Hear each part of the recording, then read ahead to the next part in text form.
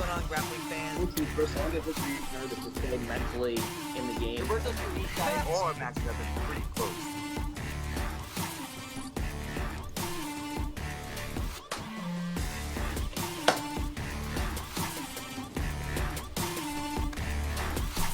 Who's number one?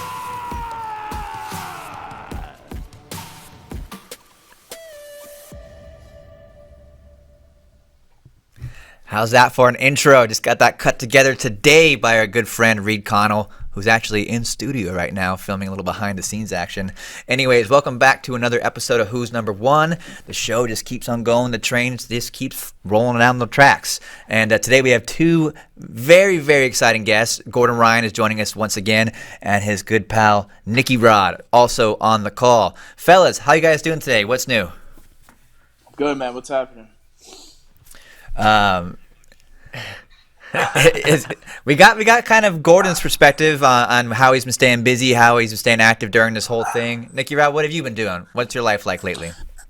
I mean, it really hasn't changed much, man. It's still training every day. Nothing really stops. You know, the world stops, but the progress does not.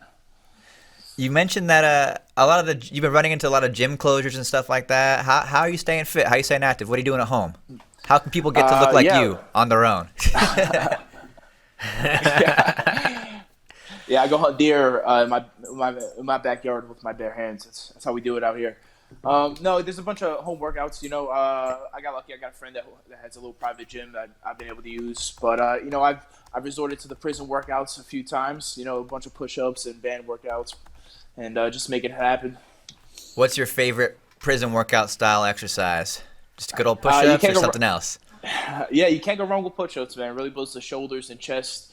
It's a very underlooked workout, man. I do it a lot of chest days, and it's just really gets everything that you need in a chest workout. Very nice. So, what have you guys been up to kill time besides training and working out? You got anything else? Any new hobbies you're picking up while you're at home?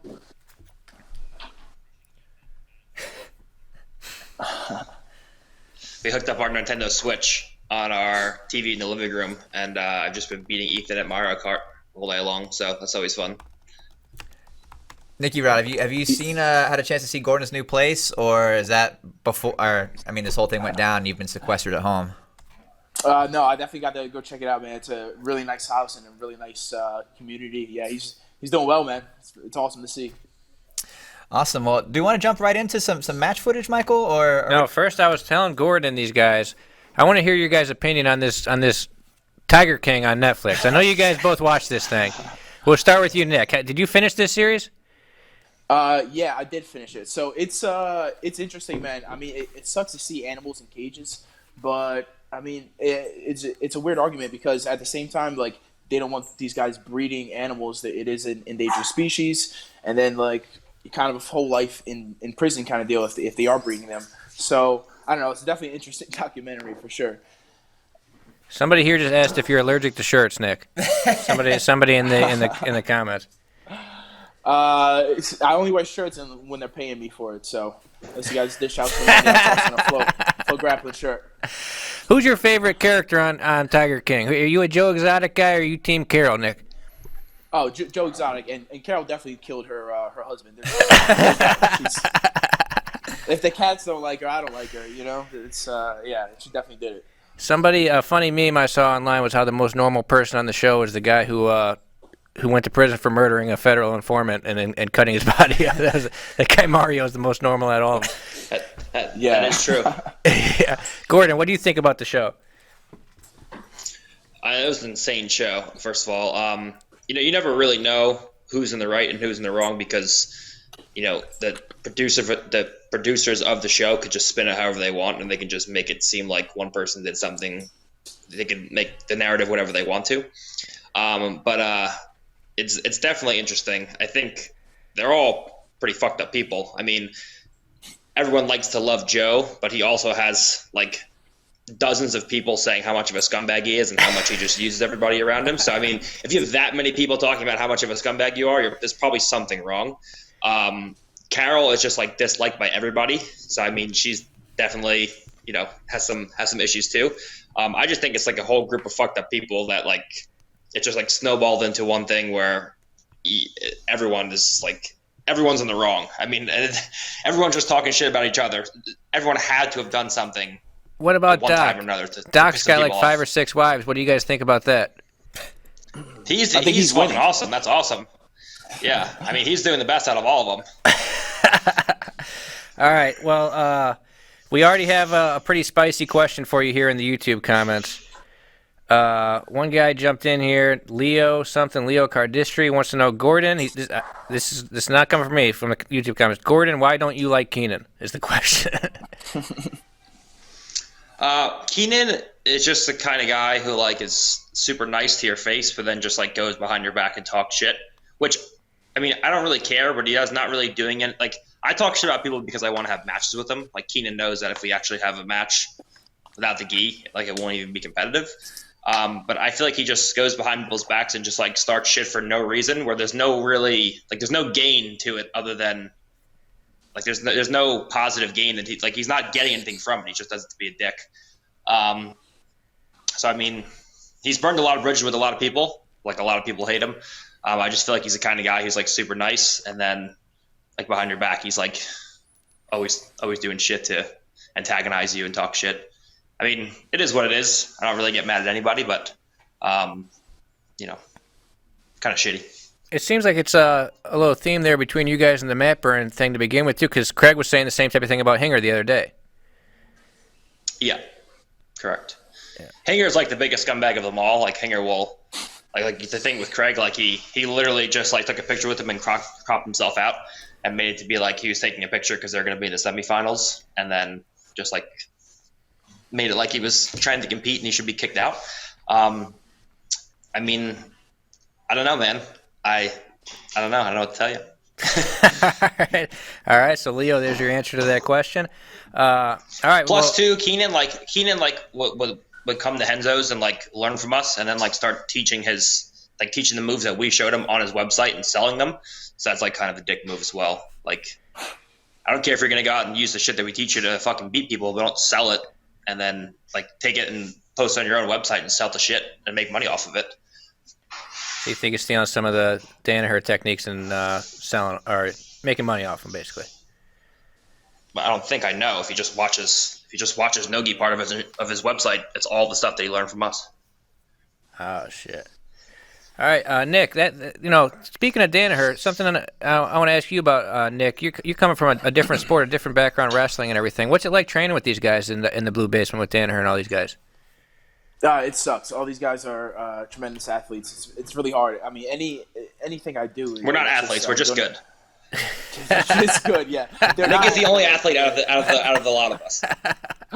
He's so honest. There's very few actual born athletes in there, but these guys move so well and so technical that it's just hard to deal with, and no matter how athletic you are. What about Danaher as a coach? What's it like learning from him, Nick? Oh, he's a great coach. I mean, everything he does kind of resonates and sticks with you better. You know, he just, I mean, we attack everything systematically. So, you know, there's always a steps and process towards what we do. So it kind of muscle memory and your actual memory kind of grasp at the same time, and just leads to tremendous progress. I was going to ask you, Nicky Rod, what's the biggest difference between Danaher's method of coaching and like when you came up in wrestling a little bit? Like, how different are those two approaches in your experience? Oh, they're completely different. Like, wrestling is, I mean, for one, when they're coaching, you know, a lot of wrestling coaches are louder. They're like screaming at you all the time. It's just how it goes. You know, it's a more fast-paced practice. Everything is teach drill, and then you go live. You know, you kind of drill live at the same time as well when you get to that certain level. Here, you kind of focus on technique specifically and take your drilling really slow and kind of you're thinking as you're moving, as opposed to wrestling where you're just kind of reacting. So yeah, it's a lot more. It's a much more intellectual sport, but it's good, man, because it forces me to do two different paces. I have to be two different kinds of athletes when I'm rolling at the same time. Gordon, maybe you could speak a little bit on Nick's progression, because he's had an insanely fast. I mean, how long had you been training, Nick, when you went to ADCC? When I placed, so I won the West Coast Trials at 8 months. And then I guess it was like a year and a half for ADCC when I silver medaled. Yeah, that's just ridiculous. That's like how long most people take to get their blue belt. Gordon, can you speak a little bit about Nick's progression and how he got good so quick? Yeah, I mean, he's always from day one. He always had like a weird instinctual ability to like stay out of submissions. Like most wrestlers come in and they move well through transitions, but Nick had like a unique way to like get into deep submissions and like still be able to escape them, and it was just odd. The biggest thing he struggled with was the leg locks, because whenever you control anybody's two legs, they don't really have too many options. But as far as the upper body, it was like insanely hard to submit him, even on like the first month of training. So I was like, okay, well, this is gonna be interesting when he actually knows how to escape the submissions.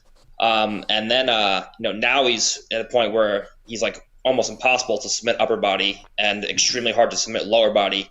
And he's like getting good at back takes and can pass people's guards, and he's developing a full, well-rounded game rapidly. So, every day it's more of an issue. I like go to show him something, and I'm like, should I really show him this now, or should I wait like 8 months? But it's coming along for sure. He's doing actual jiu-jitsu now, so I'm happy about it. So going into ADCC, I'm not going to lie. When I filled out my bracket, I had you losing to Ali first round, Nick. I doubted you, like a lot of people probably did. But, Gordon, what did you think when you saw that bracket and you saw you had Ali and then probably 2 ADCC champs? Did you think he was going to make it through those guys? I was thinking it's up in the air. Like, Nicky Rod definitely could win these matches. Like, on any given day, he could walk in and beat any of these guys. The question is, was he going to lose and make like some stupid tactical decision that like lost in the match where he didn't really know what the rules were, or whatever the case is. So I was like up in the air between. I knew he could beat the guys, but I was going to be like, oh well, does he get caught in closed guard and stalled out and like loses a ref decision or something because he doesn't know how to open a closed guard. But he made it work. He didn't really know anything, but he made it work. Did you know a lot about these guys going into it, Nick, or? How much did you know about your opponent? He didn't even know their names. No. You asked Nicky Rod. He's like, oh, I'm competing next week, and I'm like, oh, who's in the bracket? He's like, I don't know. I just show up and make it happen, man. Honestly, I didn't do any studying going to ADCC. I kind of had a game plan for if they pull guard or if they stood with me, and I visualized their face, I visualized their body, how they're going to react if they were standing, and then how they're going to react if they're seated. And those are my only 2 options. I really could only pass from the open guard or take down into side control and into a back take kind of deal. So I didn't have too many options to have a really in-depth game plan. I kind of just went out there with the basics that I knew, basics I was training for that period of time, and just really bet all my money on the simple things that I knew. Nicky, you're in a kind of strange position where you've already made it to the final of ADCC, the pinnacle of submission grappling. That might be the cause to burn out for some athletes where they've almost reached their goal. What do you really want to achieve in the sport? Obviously, you would love to win ADCC, but what else matters to you about jiu-jitsu? I think our group, me, Gordon, and a few select others can take this sport to the next level. Yeah, we don't know where it's headed, but it's just progressing at a rapid rate. So we're just going to keep grappling, keep putting on entertaining matches. We want it to be a spectator sport, and we really do think and we believe it's headed in that direction. So we're just going to keep promoting it as much as we can, and we build up profit from there and just keep on competing, man. Make it entertaining. We're trying to turn this sport into submission wrestling. More takedowns, more submissions, more of an offensive game all around. Speaking of being professional and entertaining, am I correct that I heard that you tried out for the WWE? Was that something that happened or ongoing? Yes, yeah. What was that like? And I don't know much about that world at all. Pro wrestling is definitely outside my realm, but how did that all go down? Well, I always watched WWE growing up. It was always on TV, so we grabbed it, Friday, Saturday nights, or Monday, whatever. But yeah, like I filled out an application one day just because we had a few wrestlers swing by, like South Jersey BJJ. I ended up talking to them. They convinced me to fill out an application, and like 2 weeks later, I got an email from WWE, and they were like, come out for a tryout. It was like a 3 or 4 day tryout.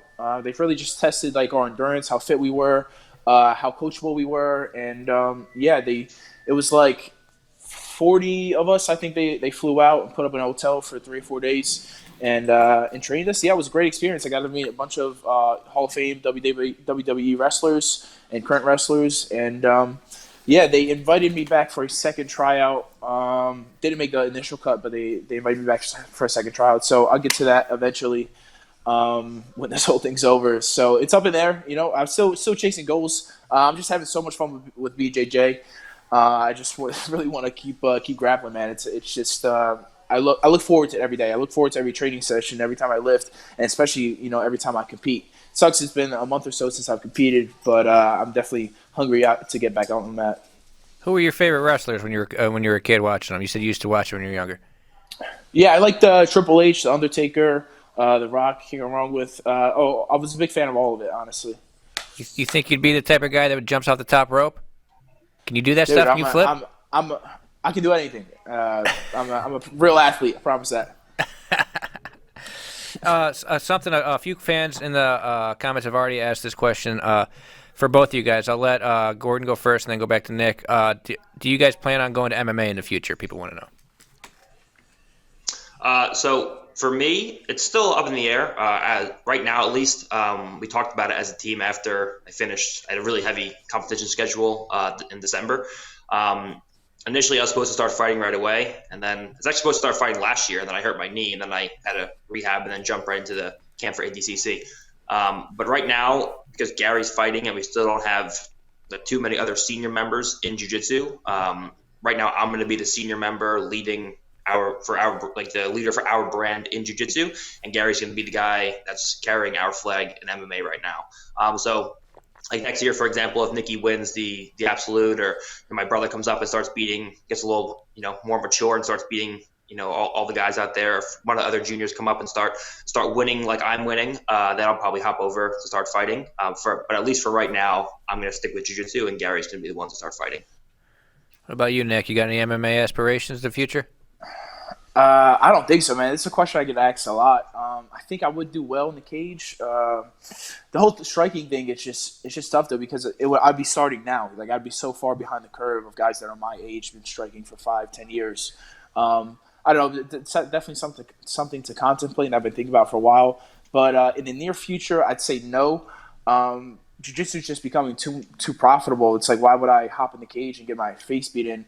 And I make more money than this guy fucking wrestling. I'm playing around on the mat, So I don't see it in the near future, especially if our sport keeps progressing the way it has been.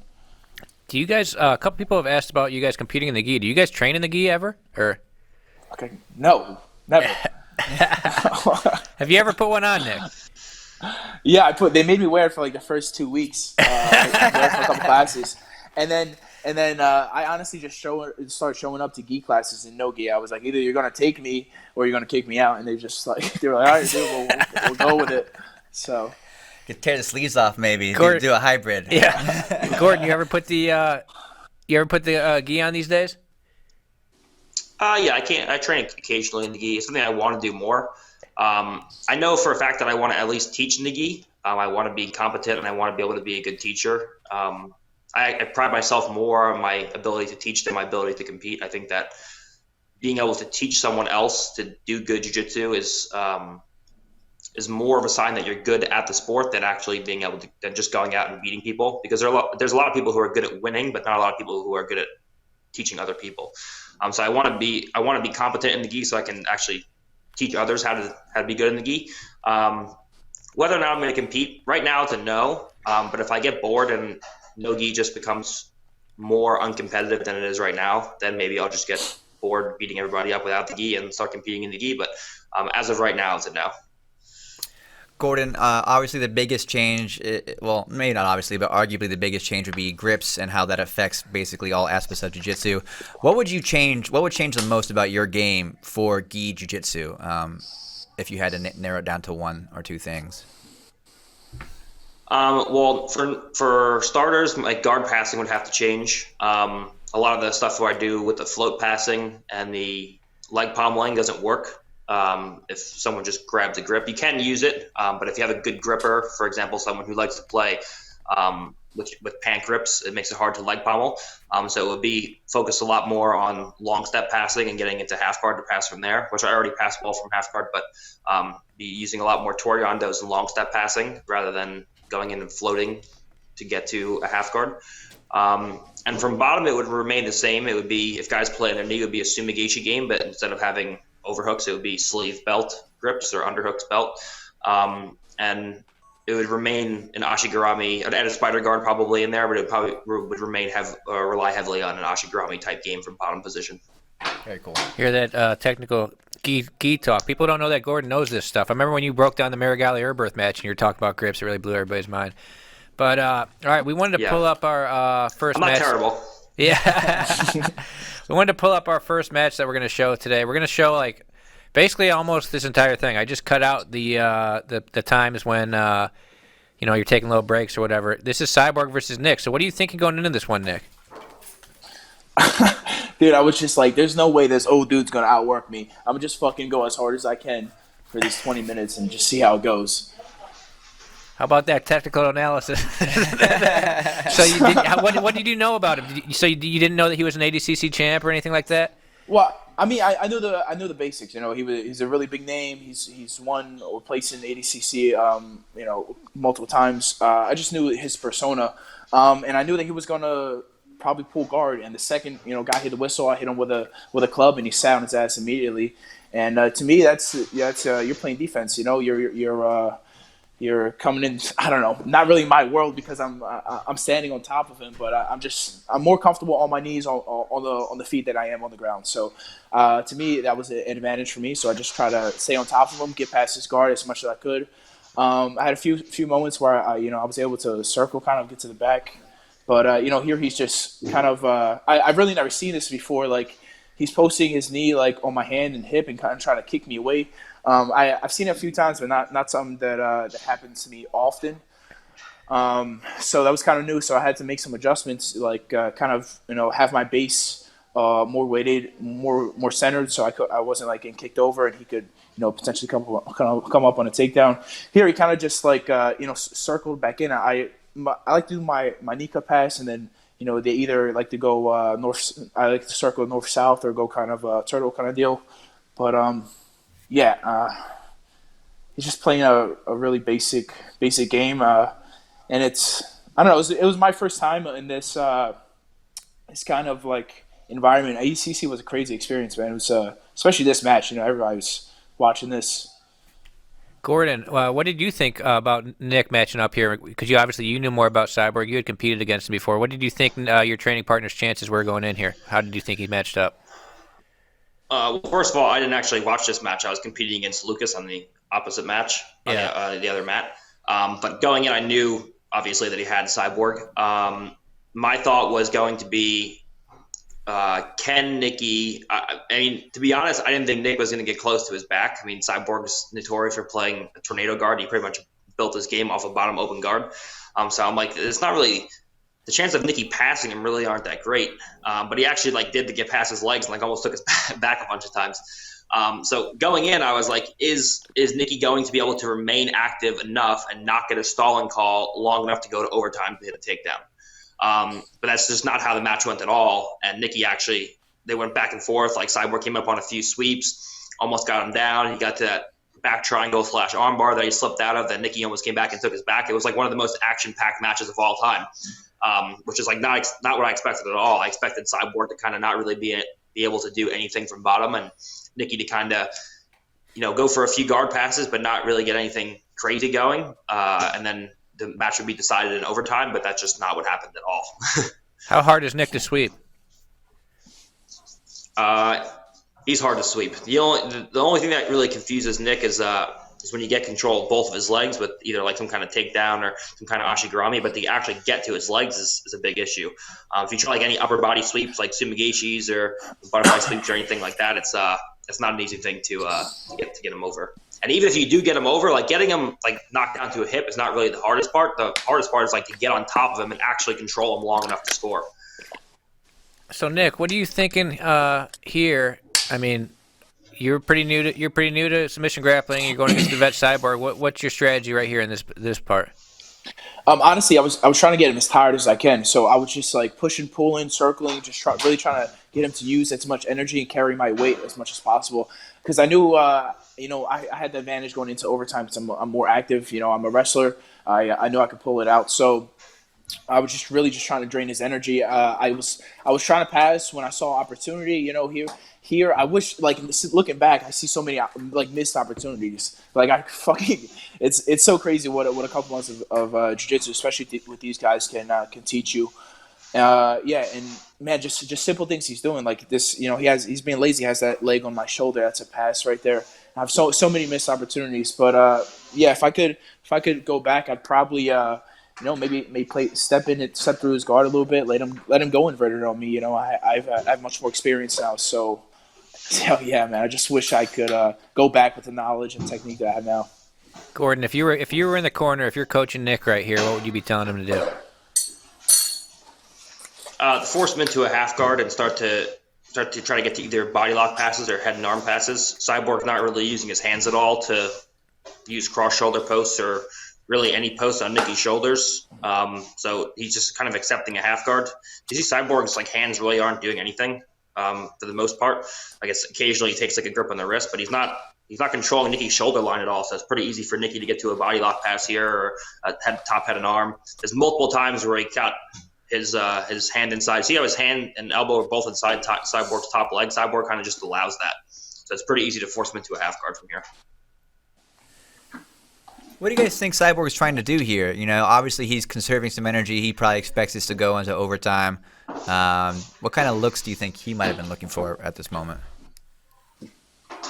I mean, he's mostly a reactive player. Like, he's not really doing too much here besides trying to get his guard pass and trying to get control of Nicky's grips, but he's not actively going for any sweeps. It's kind of just Nicky pushing forward and Cyborg he hasn't really attempted a sweep yet. He's kind of just feeling Nicky out, trying not to get past from here.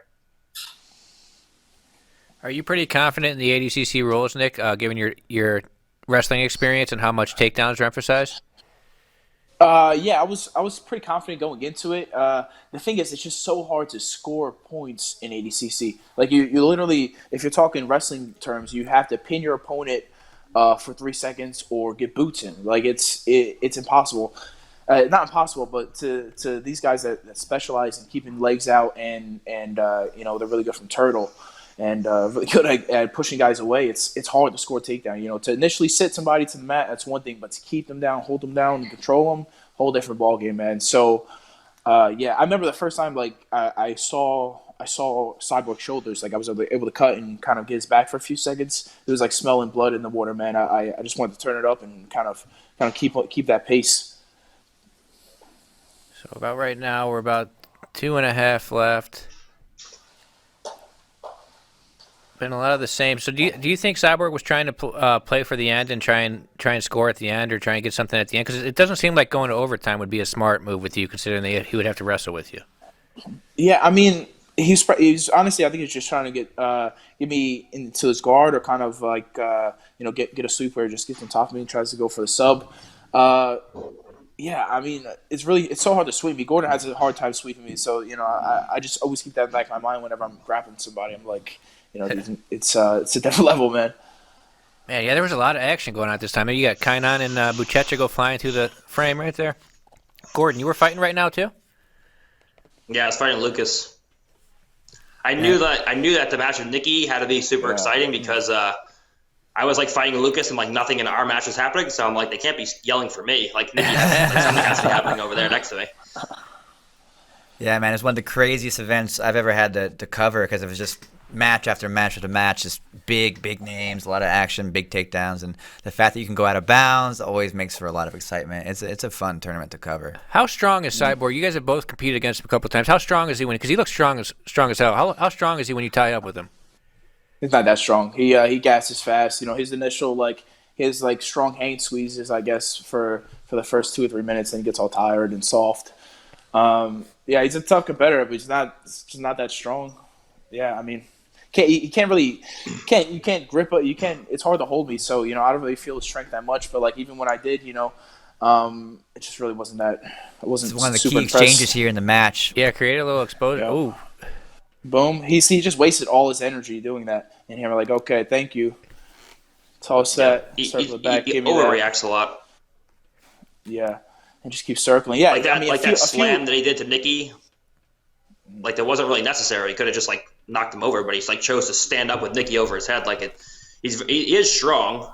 Don't get me wrong, but he just uses a lot of unnecessary energy. So the isometric strength fades pretty quickly because he uses it so inefficiently. So here we are, 40 seconds left in the match. Gordon, last week, being efficient with your strength was like a big area of emphasis throughout the technique and match breakdowns that we ran. How are you trying to teach that to Nicky Rod? Because Nicky Rod's an explosive guy. His technique is not quite at the same level where yours is yet. It's an issue. But is that something that you're trying to convey to him? Because Nicky Rod's game seems to be about explosive and athleticism. Yeah, well, Nicky Rod is always gonna. I don't try to teach him my game. He's always gonna have a different game than I will. If you look at my game, it's similar to Hodger's. It's all about negation of movement. I know that I'm not super athletic and I don't move very fast, so my whole goal is to not move faster than my opponent. It's to make my opponent move slower than I am. Whereas Nicky has a game similar to Gary, where they have a great potential for positive movement. So he can create scrambles and use that to his advantage. So he's going to have a different game than I am. So from a little bit further back, Caleb, let's go back to before this arm lock attempt near the end. Yeah, there it goes. Fine. So walk us through this, Nick, what you're thinking, what's going on That here. was a mistake. I shouldn't have stepped over. I thought I was going to be able to kick out of that. So I just fucking gave him my back by doing that little, just a rookie mistake. No reason I should have stepped over. I should always face him, give him the ankle. And here I know he was going to go try get boots on, so I gave him the arm. As soon as I gave him the arm, he just lets me push his foot over my face, and I was able to fully extend and circle to the back. And here I just take his hooks. I see there's like 3 seconds left. I'm like, fuck, I got to get boots in. And they called time right there.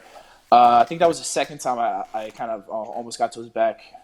So pause it real quick, Caleb. So people on their camp sort of attributed that arm lock to why he should have won the ref's decision. Was there anything there, or was that nothing? No, it was never tight at all. It was I extended it so the inside of my arm was facing his hips, so he had no extension. And that's how we get out of our arm locks. We push it forward, we free the feet from the face, and we circle to the back. Actually, to chime in there real quick, I wrote an article after ADCC about how to win a decision, and I spoke with Peter, the head ref from ADCC, and it was because Cyborg's reaction was a counter movement. That's defensive, like they were saying there. Okay. And so that Nicky does not initiated count. it. Yeah, exactly. So Nicky gets the offensive edge there. So Nick, The scoring criteria is who's the initiator. All right, good to know. Nick, I cut out the break in between, so we're going to go straight to the overtime. What are you thinking in between overtime? Were you like, all right, now you were trying to wear him out? You're like, I got him where I want him? What are you thinking? Yeah, I knew he was pretty tired, so I was just trying to keep forward and kind of get a takedown. He kind of sat pretty quick. I thought he was going to stand a little bit more. But yeah, I was still new to the rules, so I was really just trying to keep forward and show dominance the whole time, and try to attack and get the takedown, get the side control. My whole game plan is get the side control. That way I could force them, to turtle and then take their back. That was my whole game plan. So the whole time, no matter overtime, because in any rule set, that gets you the win. Takedown, side control, back. That gets you in. So that's what I'm trying to do every single match the whole time. You said you wanted to wear him out. Did he look tired in between the regulation and the overtime round? Oh, he was gassed, man. You know what I do in between matches or in between like rounds or something? I give it a little jog, man. I look my opponent straight in the eye, and they usually blink and fucking walk away. And right there they lose. Explain this Nicky Rod flex between the overtime round a little bit. I gotta be on the lookout for this thing.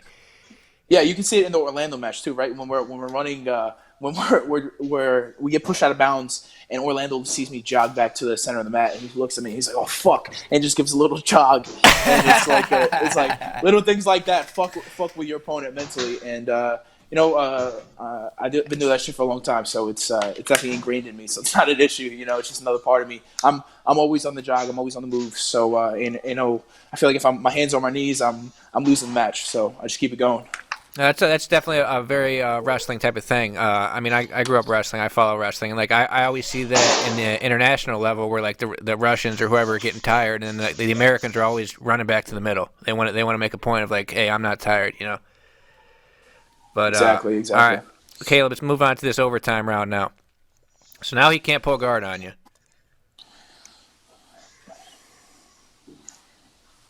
Nicky, you must be feeling confident then, given the fact that you must feel like the superior wrestler in the situation. What were you looking for here?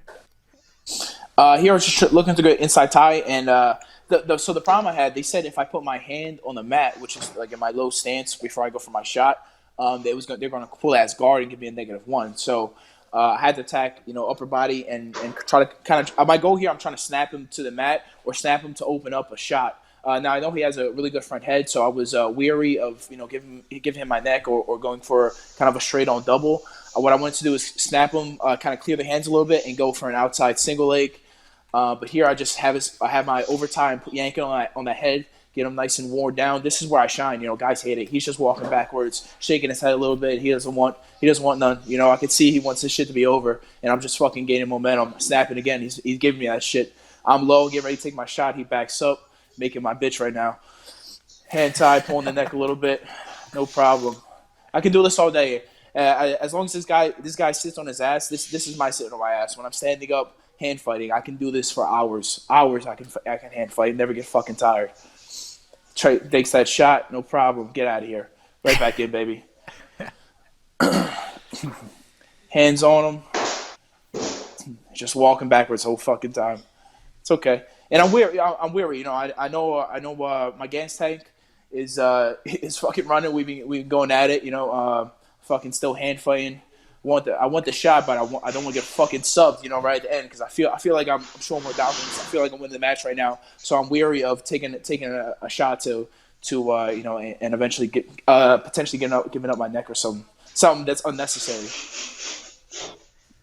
Do you find yourself getting guillotined in class, like in training with Gordon and those guys? Is that a weapon they're able to use against you? No, it doesn't happen that often. I mean, like it's happened a few times, but not nearly as much as it should. Like I'm pretty weary of that. The second I get in, I'll run away if somebody's touching my neck or I have too much space there. So yeah, it's like I can't see it happening in competition, but fucking, it's ADCC. I'm not gonna take any unnecessary risks. So I just stood on the feet, kept pushing them backwards, and try to get those. Just try to wear them down as much as I could, and show dominance the whole time. Initiate everything. How much time we got left? A couple minutes left. We got just over 2 minutes. It looks like he shot on you there. Oh, this is a shot to get a guard pull though, right? This is a ADCC shot to get a guard pull, probably, right?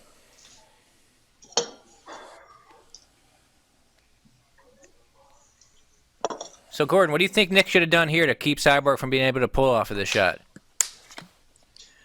I mean, if the guy has his hands locked, it's hard initially because all he has to do is keep his hands locked for 3 seconds, and then he can sit.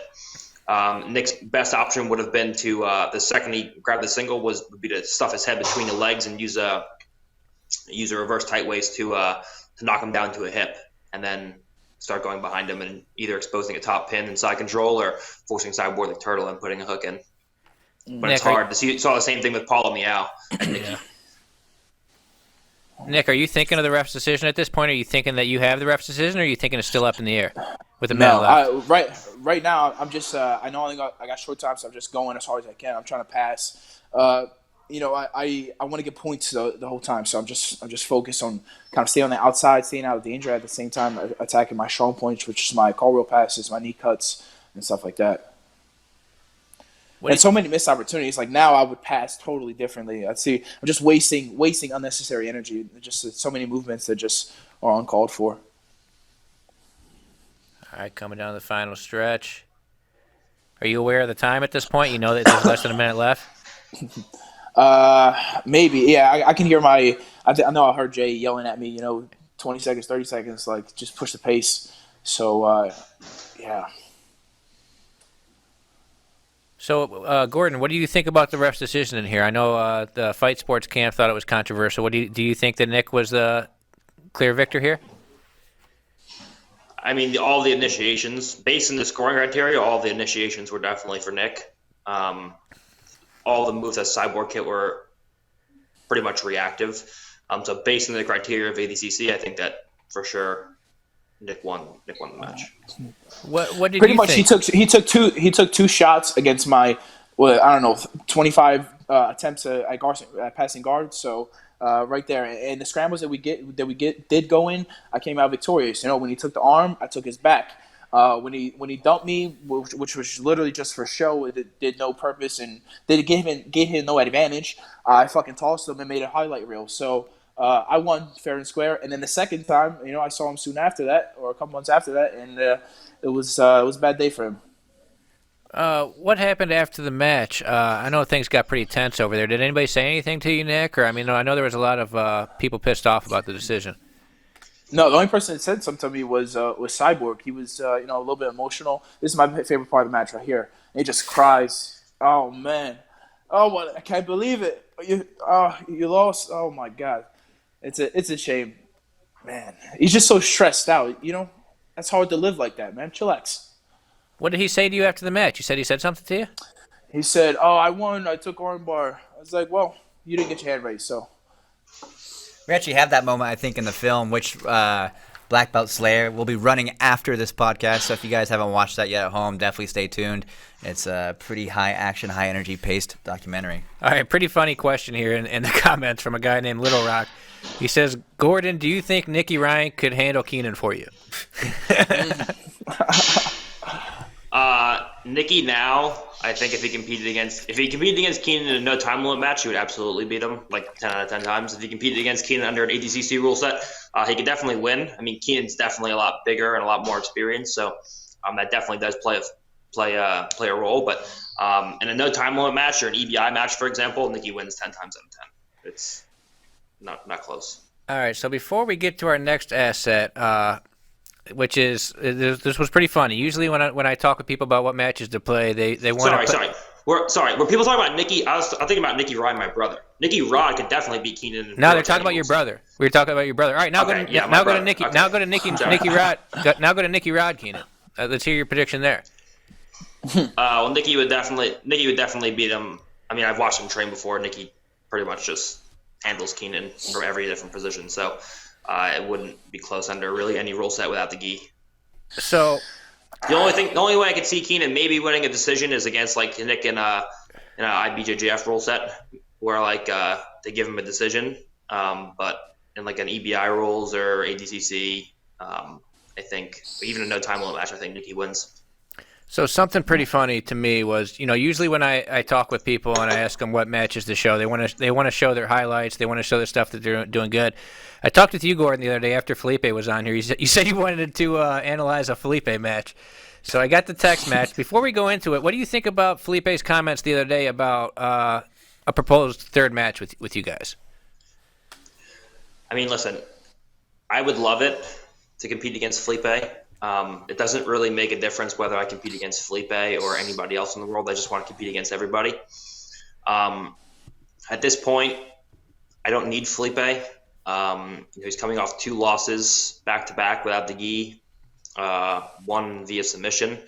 I mean, the thing with Felipe is he always has these crazy demands. He either wants a crazy amount of money or he wants one rule set and then we agree to it and he wants to change the rule set. The same thing that happened with the first fight. It was an hour EBI overtime rules, then he wanted 30 minutes, then he wants to change the rules all the time. You can never get a straight answer out of him. And I've been trying to negotiate with this with promoters since 2017 ADCC, and I'm just sick of negotiating with them. Like he agreed to a no time limit match. It just I'm finished. I mean, I don't need Felipe anymore. No one cares. I mean, the only people who are going to say, "Oh, what about Felipe Pena?"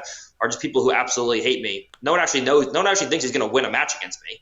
Like he's looked embarrassing in his last few matches. I've just been crushing everyone. I mean, it's just a joke at this point. Do you think people try and price themselves out of matches with you? Well, I mean, Galvao asked for $1 million, so I think that's a pretty legitimate answer right there. Nick, if we saw Felipe Pena, Gordon, number 3, how do you think it goes down, Nick? Dude, Gordon's so far out of everybody else's realm. It's disturbing, truly. to be shot in a million, man. Gordon, you don't want that one just to shut up the people on Instagram? It's got to be worth it just for that. I mean, sure, but I mean, the people on Instagram are never going to shut up. I mean, it's always going to be something. People are still talking to me about the Vinny match. Do you guys see what Nicky Rod did to Vinny like 2 months ago? Like, these people are just clueless. They have no idea, like, how good we get in the time span that we have. Like, 6 months for us is like 14 years for everybody else. We get better so much faster than everybody else, and nobody else even trains seriously.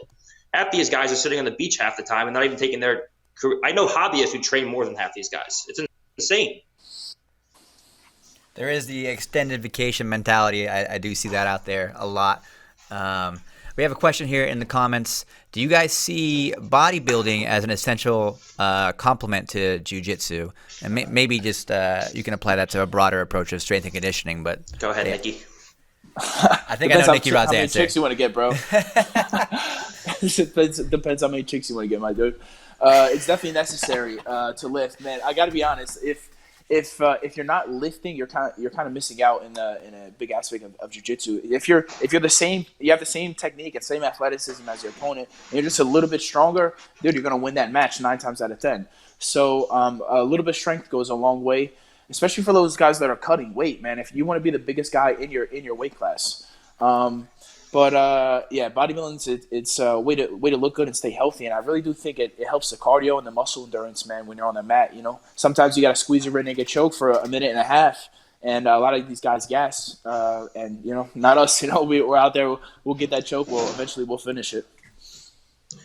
For me, obviously, I think that it helps a lot.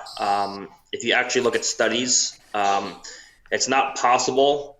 Naturally, at least, to improve your VO2 max by that much. If you start taking EPOs and stuff like that, obviously you get a big jump. But naturally, you can't make your cardio that much better. So that's why we put a big emphasis on efficiency. Everyone else tries to improve their cardio, which you'll never really get to be too much better. It has mostly to do with genetics. But I do feel that in jiu-jitsu, because I'm so efficient, I don't redline most of the time. Like, I don't get completely exhausted to the point where I'm going to die. But when I lift, I feel like I'm going to die every single session. Like doing like 4 sets of 20 leg press to squat, like back and forth with no break. Like, you feel like you're going to die after. So just mentally, even though you don't get per se scientifically better cardio, I just feel like mentally having to deal with that every day, where you feel like you're going to die, where you're redlining every single day, it gets you in a better mental state to prepare for it while you're training jiu-jitsu, if you do have to go that distance. There we go. Pretty solid answer there. I want to cue up the Felipe Pena Tex Johnson match that Gordon wanted to analyze for us, if you want, Caleb. All right, so Gordon, walk us through this one. All right, let me move my face out of the way here. So Felipe pulls guard. Felipe didn't look great in all of these matches. I like his outfit. He had a match, I think, against Baby Monster before this, and he just barely beat him. He scored in the last 45 seconds or something. He didn't look great. And then he goes against Tex, and I was there. I was just coming off my knee surgery, and I had Felipe winning. His last performance, Nogi, before this was the ACB against, and he submitted Lucas Barboza and a bunch of those guys, a bunch of tough guys, and he looked great. And then he came back for this one, and he was just he looked off that night. So I was like, okay, let's see how it goes. I saw him maybe losing after I watched him. I predicted him to win, and after I saw him competing, I was like, well, maybe Kainan's going to take it. I had either Felipe or Craig taking it, but and they were on opposite sides, but I was like, maybe tonight's not his night. And then he ends up in 50-50 here, and he tries to do the same misdirectional escape that he did to me, but he tries it from 50-50, and he just puts himself in a heel hook. Like, he just unlocked his legs and put himself in a heel hook, and then tried the same escape and just got his leg broken. Like, he just broke his own leg. I don't understand what was that. Like, how does that happen? Can you replay that submission real quick, Caleb? Like, if you look at Tex's hands, Tex does nothing to unlock Felipe's leg. Felipe just unlocks his own leg and puts his puts his foot in a heel hook. Like, there wasn't anything special being done there by Tex. Like, he wasn't like this intricate grip fight that happened where he separated his legs intelligently. Like Felipe just opened up his own legs. You see it right here. Felipe just unlocks his legs, and then Tex puts a heel look in. Like there's no grip break. Felipe just put himself in a heel look and tried to roll through, and then got his leg broken. Like that was insane. So if you're coaching Felipe there in the 50-50 with Tex, what are you going to tell him to do?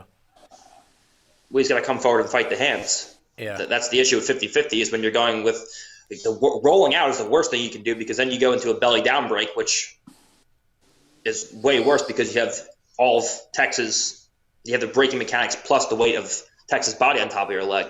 You have to come forward and fight the hands and pull the hands down. Like what he did, everything he did was like the exact opposite response of what you would want to do if you wanted to escape. Nick, your opinion on that match?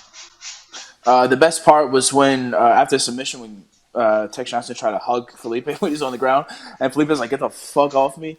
That's comedy right there.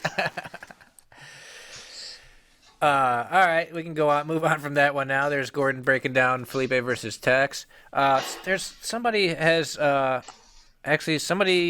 asking this question a few times. I wanted to get to. Oh, this guy Leo says, Gordon, Danaher always talks about playing the dilemmas between different control positions that lead to submissions. Who else other than the DDS does this the best? Is there anybody outside of your team that you think is doing that properly? Keenan definitely has control positions that he uses within his own system that he has as worm guard. He plays a strong dilemma-based game. Like, for example, he threatens a sweep with the back take. If you defend one, you give up the other. So there's definitely a dilemma-based series there. Outside of that, there's not too much, but the stuff he does with the lapel is definitely a dilemma-based game. I'm trying to think. Everyone else kind of just has like a series of tricks that they do. They have like, here's what I'm good at. Here's my game. A few tricks from certain positions, and if it works, it works. If it doesn't, then great. And then if it works, then great. Then if it doesn't, oh well. But I think that Keenan's really the only one who can systematically tie up someone and play a dilemma-based game to get to a breakthrough. Everyone else just kind of has favorite moves from certain positions that they use, and they kind of go out and wing it. Mike, what do we have here for the next asset then? No, that's it. We just had those two. Now just interview. Okay, Yeah. cool.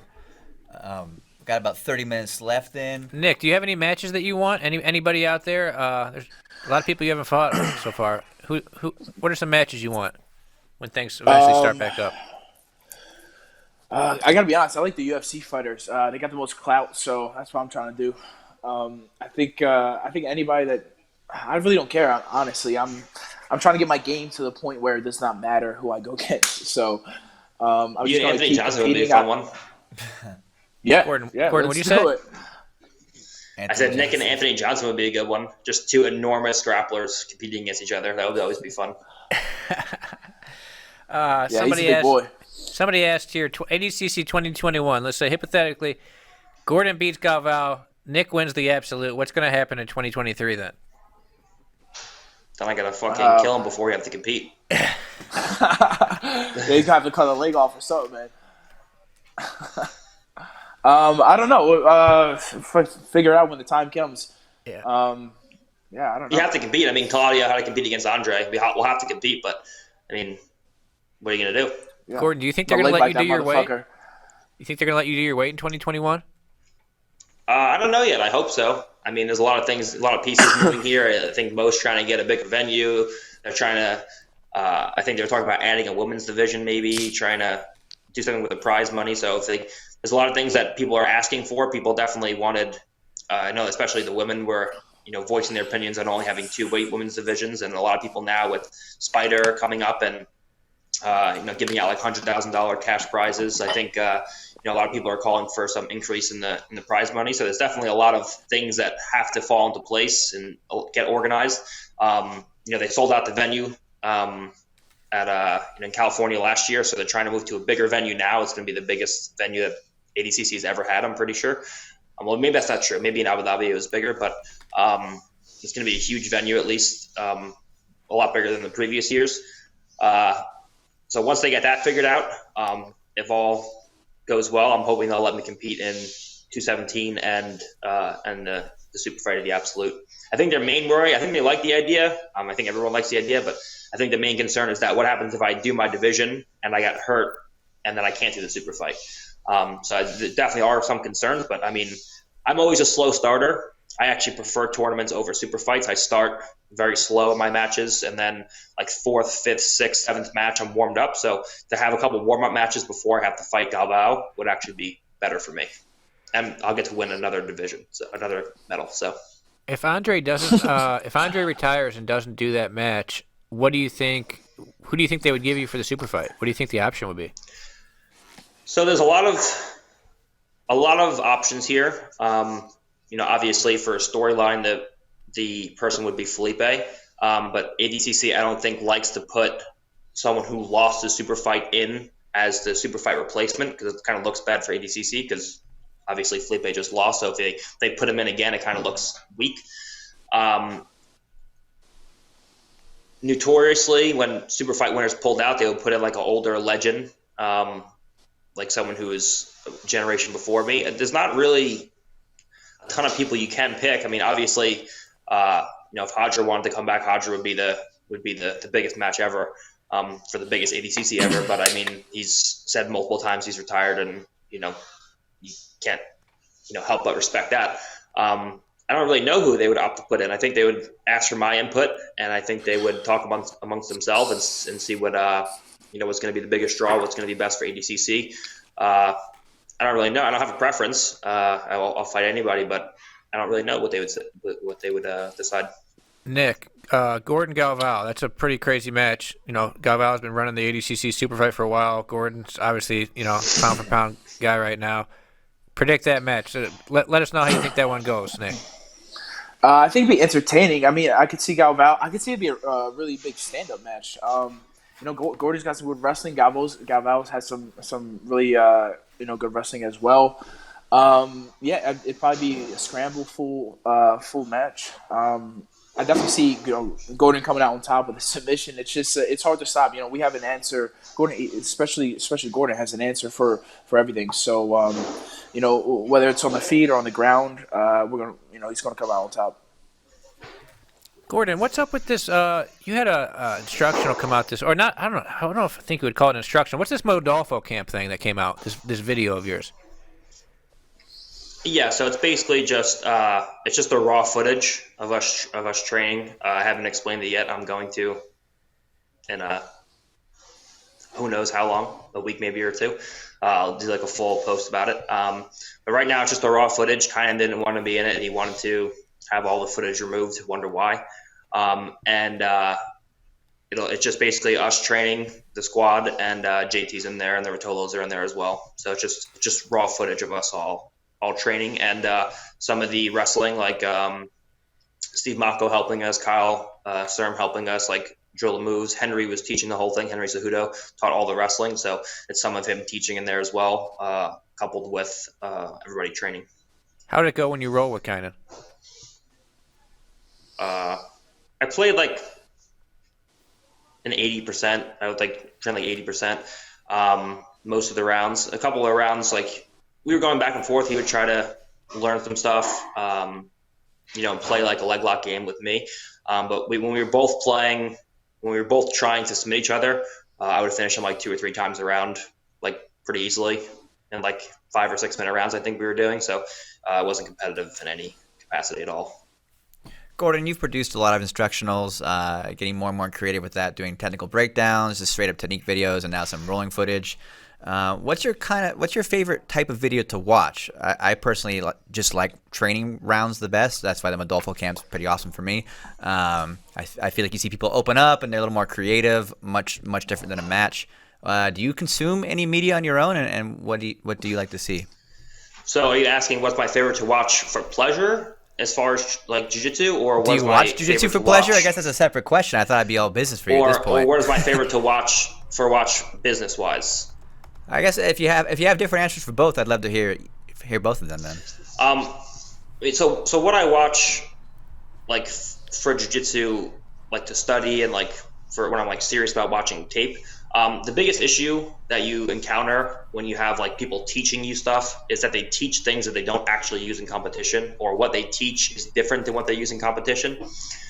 So for me, when I'm watching jiu-jitsu tape, I always want to make sure that the person who's teaching me can actually perform the moves that they're teaching in competition. That's why whenever I post something, or like I post like an analysis on my Instagram or whatever the case is, you can reference exactly what I'm doing in competition against the highest level guys in the world in my instructionals. So when I teach an instructional, you can say, okay, well, here's volume 3, clip 7, whatever the case is, and here's Gordon using it on, an ADCC world champion. And I think it's really important that the same things that I teach are the same things that I can actually use in competition. So when you're watching jiu-jitsu to try to get better, obviously you want to watch a combination of tape and instructionals to see what the person's doing, but you have to make sure that what they're teaching you is actually real stuff. When I watch jiu-jitsu for pleasure, I actually either prefer to watch people from our team do like real jiu-jitsu, anyone who could actually submit someone, or to just watch something completely crazy like Nicky Rod just like suplexing someone for like 10 minutes straight, where there's no jiu-jitsu that happens at all, but it's just fun to watch. So those are my two. Like I'd rather watch like Nicky Rod like scramble around and no moves actually be performed for like 10 minutes than watch like 10 guys, than watching guys like strategically try to grip fight from 50-50 and score an advantage. That's like way more exciting for me. Yeah, Nick doesn't strategically fight too much. I mean, I remember at the BJJ Fanatics you showed up and you asked me right before the tournament what the rules are, Nick. Yeah. 10 I'm minutes, all like, effort, no technique. Nick, how much time do you spend studying technique? Well, when I'm in class, I try to remember what they're doing, and then I gotta be honest, I really just go live and we talk about how I fuck up live afterwards. Like I have really bad ADHD, so I try to pay attention in class, kind of like school. So I do my best to focus, try to absorb all the techniques. But most of the things I use in competition never really stick with me. It's from the one-on-ones that I get with Gordon and Dan Hurst. So if you put me in a class with everybody, I'll fucking freak out and won't remember anything. If you give me a one-on-one session, I'll give you a fucking gold medal eventually. A question I liked here in the comments a minute ago was somebody was asking, who are some of the lesser-known people at Renzo's that give you guys trouble? Like somebody who's not a big-name competitor that you're like, man, this person's really good. They give you a good round. Dude, one of the best people, I'm telling you, that I've ever trained with is Jason Rao. Jason Rao is someone who when it's time to compete, he doesn't have, he does well, but he doesn't do nearly as good as he should. Like Jason Rao should be able to beat like anybody else in the world. Like he's so good and gives me so much issues when we're training, but just for some reason he hasn't been able to find that streak yet where he can go out and kill people in competition. But Jason Rao is a big one. Obviously any of the juniors that are coming up, like Ethan and Taza and Nick Ronan and those guys, like they have some success, but people don't really know who they are yet.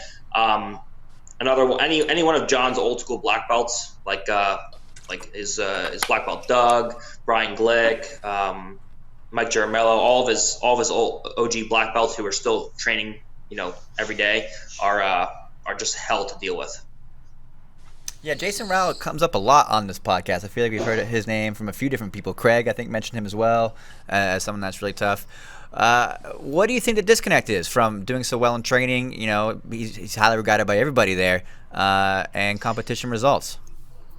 Yeah, it's kind of like for a while you heard about like JT being like a gym hero and Murillo being like a guy who's really tough in the gym but just never really had the competition success. It's the same with Jason Rao. The issue, what I believe it to be is you have to have the confidence to transmit what you do in the gym to what you do out on the mat. Like for example, if me and Nicky Rod compete, if I know 10 moves and Nicky Rod only knows 3 moves, but when we go out to compete, I'm only confident enough to use one of my moves, but he's confident enough to use all 3 of his moves. He's going to have more success on the competition stage than I am. But if we train together, because I know more moves, I'm going to win the match. I mean, it's just like Nick was talking about before. Like he was wary of shooting because he wasn't confident enough. He knew Cyborg had a good front headlock and he didn't want to get submitted. When the last 30 seconds or whatever the case is. But having the confidence to be able to use your moves. Like I'm sure if Nicky Rod was, I'm sure if he just would have shot a single and moved to a rear body lock, he would have just took Cyborg down and ended up getting his back. But the question is, do you have the confidence to do on the competition mat what you do, every day in the training room? Very cool. Guys, I think we're just about running out of time here. Do you have anything else that you'd like to bring up? Other than that, we'll leave it to you to maybe give your fans a message out there. You want to go first, Nicky? Yeah, what are we supposed to do again? Hey man, you got a lot of fans out there. This is like literally every session at Henzo's. John teaches a move and Nicky Rod comes back. He doesn't even ask a question about the move. He's like, "What position are we supposed to be in?" He's like doing cartwheels behind the group of people, pacing back and forth. He's eating a banana. John showing an ashigurami. Sweet.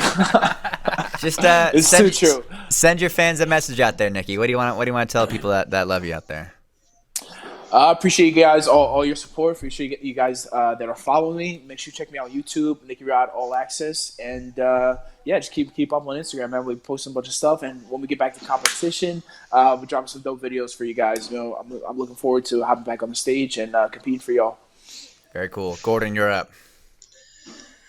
Thanks for tuning in, guys. I know last time there was a lot more analysis, and tape study that we did, but I feel like I took all the time away from Craig, and I just talked about the analysis of matches, and mine took way longer than Craig, so I took way too much time. So I tried to let Nicky Rod do some of the talking today.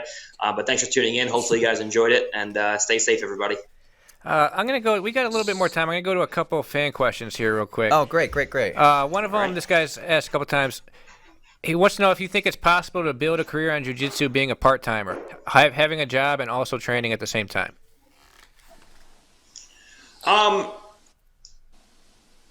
Well, first question I would ask is, number one, what are you doing to make up for the lost time of being at the gym physically? What are you doing mentally? How much are you studying? How old are you? If you're 42 years old and you are doing jiu-jitsu part-time and you just started, no, I don't think it's possible to make a career out of it.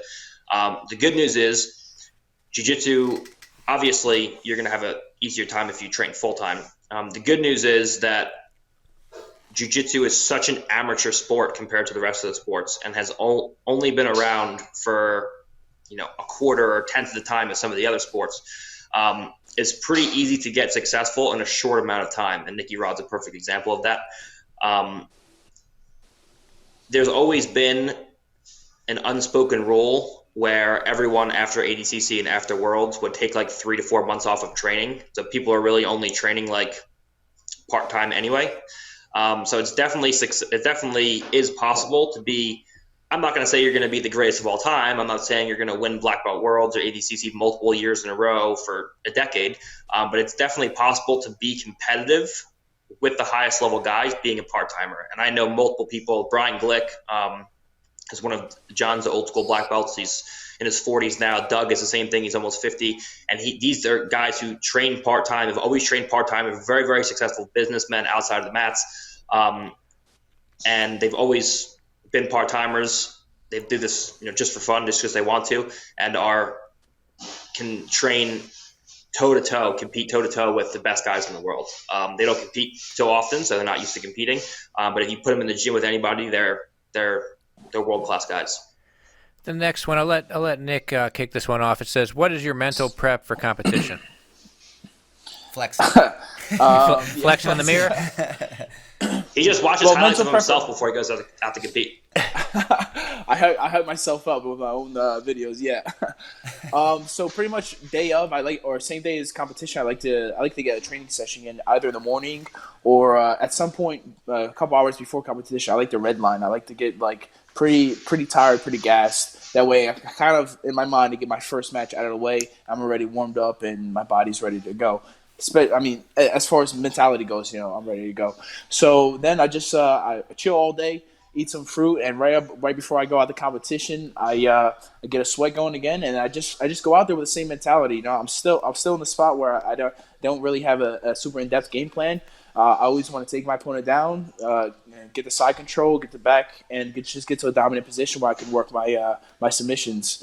So that game plan still goes for every single person that I see until I develop leg locks That's going to be my go-to eventually. So yeah, just the same thing, man. It's been working thus far. So why change it? I'm just I have many more steps to go towards kind of mastering my style, and until I do that, why change? What about you, Gordon? What do you do mentally on the day of a competition? I just fucking relax, man. For me, the key to competition, my competition success, is to normalize what competition is. Similar to if you tried to do an advanced math problem when you're all angry and frazzled.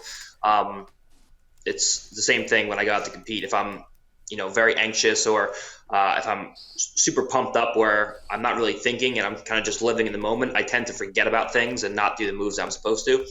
Everything I'm doing, every movement that you see me make when I'm competing is a rational thought. I'm thinking about what I'm doing the entire time. And in order to think rationally, I feel like I have to be calm throughout the entire match. So for me, it's just to normalize competition as much as I can and make it as close as possible to a normal day of training. And for me, the only way to really do that was just to compete as much as possible. White to black belt, I would just compete every weekend that I could. And even now, I like to be really active, competing, 1, 2, 3, 4 times a month. Even in December, I competed 3 or 4 times. So I like to stay active and just normalize the whole competition experience. I'm sure Gordon would know more about this one, but this isn't really a question. This guy just says, talk about Renzo. I guess just describe Renzo a little bit. I mean, Renzo has an infinite amount of stories pretty much about anything. Renzo and John both. Anyone who's been in jiu-jitsu for like over 20 years just has like an infinite amount of stories that you can just sit around and tell all day about like any different part of the world, any different person. And they're always super fun to be around. Another question here. He wants to know your opinion on rubber guard. What do you think about rubber guard? So if you look, it's not really a matter of my opinion, it's a matter of statistics. If you look at the success rubber guard has had in competition at the highest levels, at black belt world level over the last decade, it's pretty much been non-existent. And the reason being, mechanically, the 2 things you need to be successful from closed guard are movement and angle. You need to be able to create movement so you can get your partner's elbows either separate from the body or across the center line to create submission opportunities, sweeping opportunities, and back exposure. And the 2 things that rubber guard inhibit are movement and angle. You essentially wedge yourself in place when you play a rubber guard.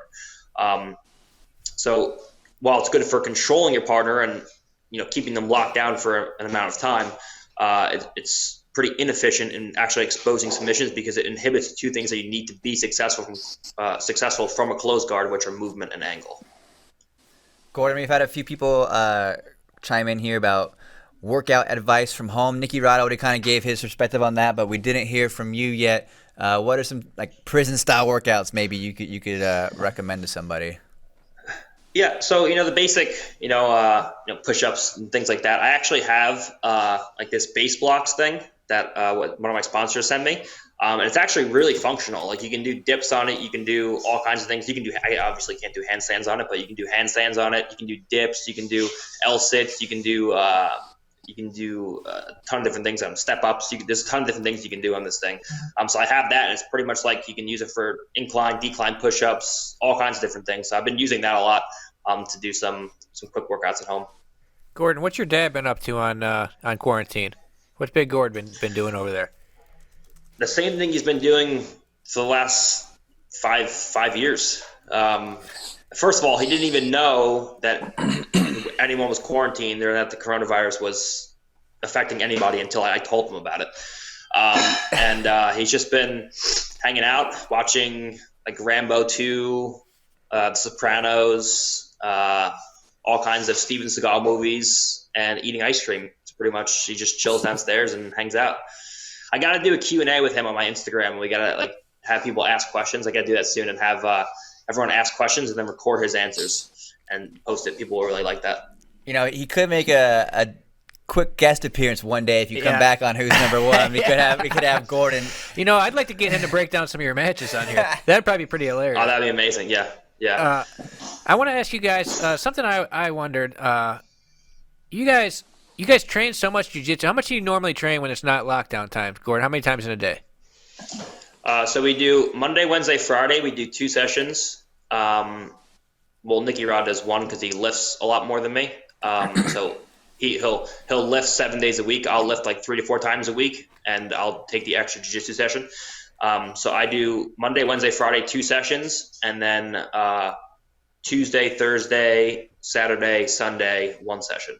And then I'll lift like 3 to 4 times a week. Nicky usually does 7 days a week lifting and 7 sessions a day, 1 a day for jiu-jitsu. So with all this training, okay, how many calories are you guys putting in? How much you eat? Nicky Rod, how much do you eat in a day usually? All of it. I eat it all, man.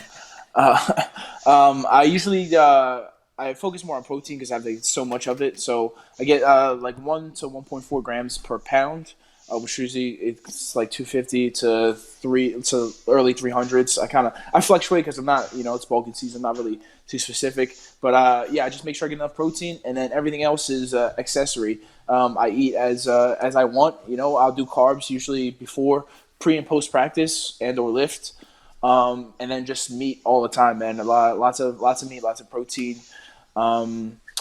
Pretty much whatever I want right now because I'm not competing. I can get as thick as possible because we don't have a weight limit for 80 cc. So I eat it all, man.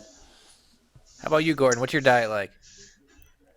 So for me, it's actually pretty interesting. I don't count my calories right now. What I've been doing, I don't know if you guys remember, I had like those like recurring staph infections for like ever when it was like 2018, I think. And because I took so much medicine to cure my staph infections, my stomach has literally never been the same since. So eating for me is like the hardest part of my job because I'm just always nauseous when I eat. I was never able to eat before training because it just would always fuck me, my stomach up. Like Nicky has like a full 12-ounce steak before he comes to training and just like that's the hardest session of his life. Like I was never able to do that. But just eating a ton of food for me is difficult now because my stomach has never been the same since I got off the antibiotics. And no matter what I do, I just can't ever get better. So right now, I just try to eat as much as I can and eat things that don't upset my stomach and just try to make it through the day. I just go day to day, really. Some days it's better, some days it's worse. So like to get weight, to like maintain my weight isn't super hard, but to gain weight, like to get over, I've been like stuck at like 215, 220 now for a while. To get like up over 230 for me is super hard because I just can't eat anything without feeling like shit all the time. People keep asking how you think Marcelo would do if he came back. Marcelo's coming on the show later this week with Bernardo. How do you think Marcelo would do if he came back right now against the 77-kilogram guys? I think he would do decent, but I think he would really struggle with the top level guys. It's just a different era. I mean, all you can really ask from people is to be the best of their time. Marcelo was going against guys who had no idea what X guard were. Like you watch like his old clips and guys like trying to hop out of X guard. Like now people would just backstep. Like it's just a much different time. I mean, I obviously don't know what his training has been like, but I know he has a family now. I know he runs a gym. So has he been training like a top level competitor for all the years he's been retired? Probably not. I mean, not to say that he hasn't been, but it's different when you retire and there's no more stress of being the best in the world. So, who really knows? If I had to guess, he would do decent against some guys, but I think he would struggle a lot with like the top of the food chain guys. I don't think he would be nearly as dominant today as he would be as he was when he was in his prime. All right. Something that we did yesterday with Janji that was sort of funny. You guys got any? Everybody's at home. They're streaming so much. They're watching Netflix, all this stuff. You guys got any movies you've been watching? Any shows you would recommend people to check out there? Nick, I'll let you go first. Yeah, I just started Sopranos, and I'm like 6 episodes in, pretty hooked. You just now. started Sopranos? It's cool. So I watched bits and pieces, like when it was on. My parents were watching it, so back in the day, I've called a few episodes, but yeah, I've just started it, and it's going well. I like it. a lot. You gotta go post up with Gordon's dad over there. Yeah, I live up in. My dad was watching The Sopranos yesterday. I gotta start watching it too. You never watched it, Gordon? I never watched it. No, I was like, I don't know, 5 when it came out. Like I was like a little kid. My parents were watching it. You guys are from New Jersey. I just figured that it was a requirement out there to watch that show. Yeah, I watched Jersey Shore. Our generation is Jersey Shore, yeah. Yeah, that's our generation, yeah. Gordon, anything you've been checking out besides Tiger King? Man, I need recommendations. We finished Tiger King, and now we're just watching like reruns of The Office because it's so good. But like if anybody has any recommendations, I definitely need some for like Netflix series or movies that I should be watching, because I'm like terrible at that stuff. I'm like, oh, instead of searching, I'm just gonna put on something I already watched that I know what's happening and I don't really have to pay attention. But for me, I just watch a lot of car videos. I like cars, so I like just watch like YouTube videos of cars and shit. All right, last question before we go. He said, who was the last person to tap you, Gordon? The last person to tap me was Nicky Rod, like last week, I believe. Oh, Nick, you bastard. What did he get you with? Rear naked. Darts? Was it a real rear naked, or was he just choking your face? How'd he do it? Took the They definitely fucking choked my face. Below the eyes. I get some people don't realize I get submitted all the time. Like it doesn't matter if I get submitted in training. Like I frequently put myself in like fully locked submissions and like try to get out. Like that's how you get better. Like, people are like, "Oh my god, does your brother ever submit you?" I'm like, "Yeah, like every time we train. Of course he does." Like I don't train to win. I compete to win. I train to get better. All right, guys. Thank you very much for calling in. Hey, I think we got to follow up on that. We got to get you and your dad on here and watch some matches with him, Gordon. I think that would be absolutely hilarious. Yeah, we definitely should, but I don't know if we should do it live. We might have to edit some of this shit out. Hey, thank you guys so much for calling in. Really appreciate the time, Thank as you, guys. always. For viewers out there, stay on the 24/7 channel. We'll be running both Gordon and Nicky Rod's documentaries from ADCC up next, leading off with the Black Belt Slayer. And we'll see you guys on the next episode of Who's Number One tomorrow. Same time, same place. Who do we got, Michael? Tomorrow's Guy Mendez. Friday will be Bernardo Faria and Marcelo Garcia. We have a big, crazy schedule coming up. Hodger Gracie's coming on next week with Braulio. There's cool. a lot of good episodes. Eddie Bravo next week. So, yeah, a lot of good people coming on. All right, guys. Thank you all for tuning in. Stay safe and staying out there, and we'll see you tomorrow. Thanks, See guys. you guys.